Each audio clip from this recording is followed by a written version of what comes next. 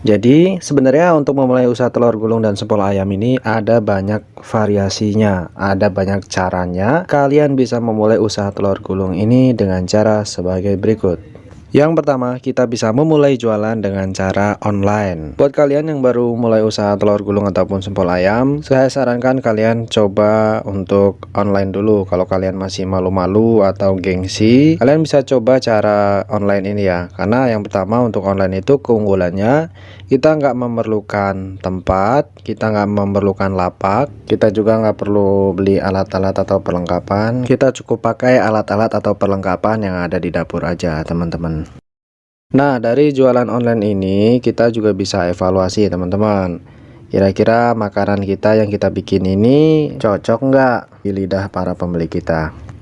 Jadi nanti ketika kita sudah memberanikan diri untuk mulai usahanya secara offline, baik itu mangkal ataupun keliling, kita udah punya rasa pede bahwa yang kita jual ini memang benar-benar enak. Jadi kita nggak ada rasa khawatir atau takut kalau yang kita jual ini nggak laku, teman-teman. Dan untuk cara berjualan online-nya, kalian bisa memanfaatkan sosial media baik dari Facebook, WhatsApp, ataupun Instagram. Kalau dulu awal-awal saya jualan itu saya posting di marketplace Facebook, kemudian saya share juga di grup-grup jual beli gitu teman-teman. Dulu awal-awal saya jualan di online ini sehari itu kurang lebihnya bisa sampai 100 sampai 200 tusuk ya. Jadi lumayan banget untuk pemula yang baru memulai usaha langsung dapat orderan segitu teman-teman. Nah, untuk orang-orang yang sudah order itu kalian follow up lagi gimana rasanya, apa yang kurang gitu. Misalkan ada yang kurang minta tolong, kritiknya kurang apanya, nanti biar diperbaiki lagi. Dan nanti kalau misalkan banyak yang bilang, "Wah, enak Mas, rasanya mantap" gitu. Saya suka, anak saya suka contoh ya. Itu nanti bisa kalian tampilkan untuk sebagai bahan testimoni di postingan kalian selanjutnya. Jadi buat ngeyakinin juga nih untuk yang belum beli supaya mereka ngelihat gitu, wah ternyata memang ini udah terjual banyak nih, udah banyak yang beli, udah banyak yang suka karena ada testimoninya di situ. Jadi itu juga bisa jadi bahan untuk menarik pelanggan-pelanggan baru kita ya, teman-teman. Selanjutnya, memulai usaha dengan cara berjualan keliling. Sebelum kita memutuskan untuk memulai usaha dengan cara keliling, pastiin dulu kita udah mahir ya. Misalkan kita dagang keliling itu dagang telur gulung, pastiin kita udah bisa bikin telur gulung. Jangan sampai ketika nanti sudah kita mulai berjualan, kita terlihat kurang profesional karena kita nggak bisa gulung, kita gagal-gagal terus. Akhirnya dilihat di orangnya, ini orang sebenarnya bisa nggak sih jualan. Akhirnya itu bisa menjadi kendala kita sendiri, apalagi ketika memang udah banyak yang ngumpul, udah banyak yang penasaran mau beli, ternyata kita belum mahir gitu, persiapannya belum 100%. Akhirnya mereka nggak jadi beli, teman-teman, kecewa kan, sayang banget itu. Jadi keunggulan dari kita jualan dengan cara keliling, yang pertama kita nggak perlu sewa lapak atau tempat jualan ya. Dan yang kedua, ini misalkan kita jualan di satu tempat itu ketika sepi, kita langsung bisa geser nih di tempat yang kira-kira ramai di mana. Jadi kita fleksibel kemana-kemananya enak teman-teman. Untuk berjualan keliling ini kalian harus tahu ya titik-titiknya di mana kira-kira pusat keramaian. Misalnya kalau sekarang kan udah mulai tuh masuk anak-anak sekolah, udah agak enak ya. Jadi kalian bisa mangkal tuh di depan sekolahnya. Nah nanti kalau misalkan udah agak siangan, anak sekolahnya udah nggak ada, kalian bisa geser lagi ke tempat yang lain, misalkan kayak di taman atau di mana gitu. Pokoknya yang kira-kira ramai lah di daerah kalian itu teman-teman. Dan kalau mau mangkal ini teman-teman nggak usah kalian itu mikir yang aneh-aneh, nggak usah takut-takut gitu, udah langsung aja mangkal gitu ya. Masalah nanti ada yang ngusir atau yang nggak ngebolehin itu urusan nanti gitu, yang penting kita datang dulu, kita dagang di situ. Nah kalau misalkan nanti ada yang nggak ngebolehin, pasti negornya juga dengan cara yang baik-baik.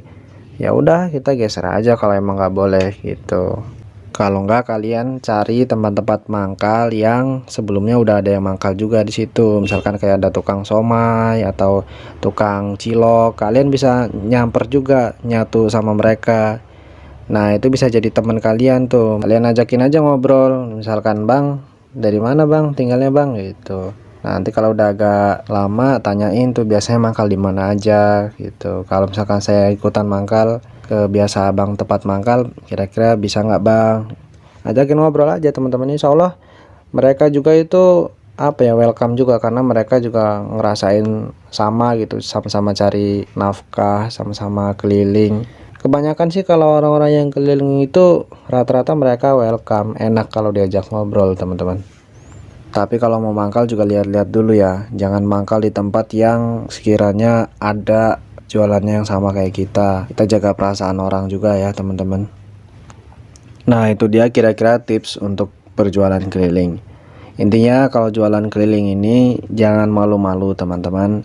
Diniatkan di hati kita, kita di sini mau cari nafkah untuk keluarga, untuk diri kita sendiri.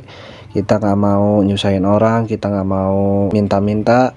Kita di sini kerja dengan cara halal. So nggak usah peduliin orang lain mau ngomong apa tentang kita. Toh mereka juga nggak tahu apa-apa tentang kita. Semangat terus teman-teman. Untuk selanjutnya cara berjualan dengan cara mangkal. Untuk berjualan mangkal ini keunggulannya mudah dicari ketika memang nanti kita sudah dikenal sama pelanggan-pelanggan kita. Misalkan mereka nih pengen makan telur gulung, pengen sempol ayam, mereka ingat kalau di tempat itu ada yang dagang telur gulung, yaitu kita. Jadi mereka mindsetnya udah langsung terbentuk. Oh ternyata di daerah itu, di tempat itu ada yang dagang telur gulung nih. Jadi ketika mereka pingin, mereka langsung datang ke tempat kita dan kita bisa langsung layanin mereka.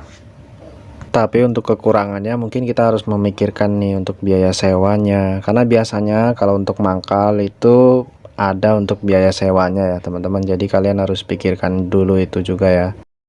Nah tips buat kalian yang lagi cari tempat lapak untuk kalian jualan, carilah tempat atau lapak yang benar-benar strategis. Jadi jangan dilihat ramainya aja, cuman kalian juga harus perhatikan sekiranya gerobak ini kalau dilihat dari jauh kelihatan nggak kira-kira apa yang saya jual ini gitu. Misalkan orang nih sekali lewat, kira-kira bisa nangkep nggak apa yang kita jual. Jadi ketika emang orang yang naik motor itu lewat, sekali lewat dia udah bisa nangkep tuh yang kita jual itu apa, ternyata di sini ada apa gitu. Kita hanya punya waktu beberapa detik untuk bisa membuat orang itu paham dan mengerti apa yang sedang dia lihat. Ketika kita bikin desainnya terlalu ramai, tulisannya nggak kelihatan, entah itu apa, jualannya apa, orang akan bingung. Jadi desain itu nggak perlu terlalu ramai teman-teman. Yang penting bisa nunjukin identitas kita, bisa mewakilkan apa yang kita jual, itu yang paling penting. Jangan mikirin menariknya aja, cuman yang sekiranya bisa gampang untuk dipahami. Saya ambil contoh nih, misalkan kalian mau nulis keterangan di bannernya, itu kalian nggak perlu tulis semua menunya juga di banner itu. Jadi kalian bisa tulis menunya nanti di daftar menu. Jadi untuk banner utama, untuk mukanya itu kita cukup tampilin aja apa yang kita jual dari inti yang kita jual. Misalkan sempol ayam dan telur gulung, itu aja udah. Nanti selebihnya kalau kita mau nambahin menu lain, kita bisa cantuminnya di daftar menu kita itu teman-teman. Oh ya teman-teman, mungkin dari kalian juga ada yang bertanya-tanya nih, gimana sih alurnya supaya kita bisa dagang di pinggir jalan atau di taman atau di Alfamart, Indomaret? Pasti kalian ada yang bertanya kayak gitu kan? Jadi kalau kalian mau dagang di suatu tempat, misalkan nih kayak di pinggir jalan, misalkan di situ udah ada yang dagang, kalian tinggal nyamperin aja, tanya-tanya langsung ke yang dagang itu. Misalkan kalian sungkan ya sama orang yang dagang itu, ya udah iseng-iseng aja sambil beli gitu. Misalkan dia dagang somai gitu, kita beli aja sama dia 5.000 atau 10.000 sambil kita ngobrol. Bang, di sini dagang di sini bayar nggak bang? Kalau bayar berapa? Terus ada uang salar nggak atau ada uang preman nggak? Dan untuk listrik ini ngambilnya di mana? Airnya ngambil di mana juga gitu ya. Jadi kalian tanya-tanya aja teman-teman, nggak apa-apa sih, biasanya untuk para pedagang itu welcome kok. Saran saya sih buat yang keliling, ketika kalian udah menemukan titik di mana tempat itu ramai, kalian sering berhenti di situ, saya sarankan kalian mangkal aja di situ, ganti gerobak yang lebih besar.